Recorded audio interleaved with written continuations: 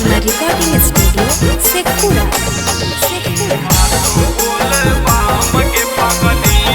Mix by Shailendra Babu. झूमत गावत नाचत छामा छाम गे पगली, झूमत गावत नाचत छामा छाम गे पगली, तोर माँ जनुआ जैतौ आसो बोले बाम गे पगली, तोर ला भरवा जैतौ आसो बोले बाम गे पगली, भांग धतूरा खैले हारा दाम गे पगली, भांग धतूरा खैले हारा दाम गे पगली, तोर माँ जनुआ जैतौ आसो बोले बाम गे पगली, तोर ला भरवा जैतौ आसो बोले बाम गे पगली,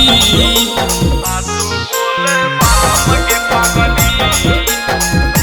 तोर माँ जनुआ जैतौ माँ प्रतिमा रिकॉर्डिंग स्टूडियो शेखपुरा। आसो बोले बाम गे पगली।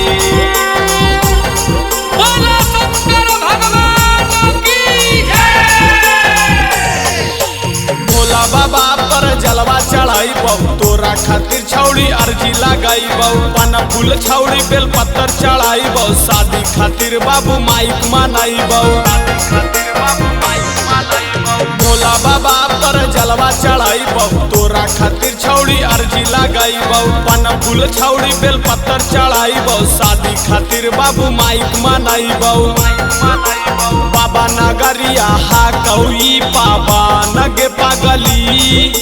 बाबा नगरिया हा कौई पाबा नगे पगली, तोर माँ जनुआ जैतौ आसो बोल बाम गे पगली, तोर माँ जनुआ जैतौ आसो बोल बाम गे पगली,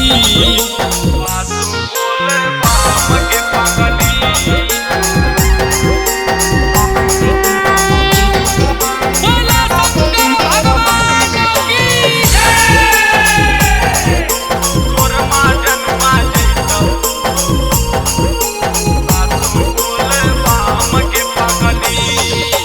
बोलबम बोलबम बोलत जैबै, सुइया पहाड़ हम चढ़िए जैबै, पहला सोमवारी के जलवा चढ़ाइबै, दिल के बात हम अपन बतैबै,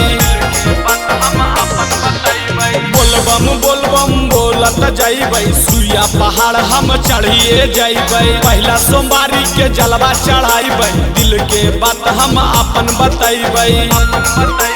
सत्यजीत के खुला तैका राम गे पगली, शैलेंद्रा के खुला तैका राम गे पगली, तोर माँ जनुआ जैतौ आसो बोले बाम गे पगली,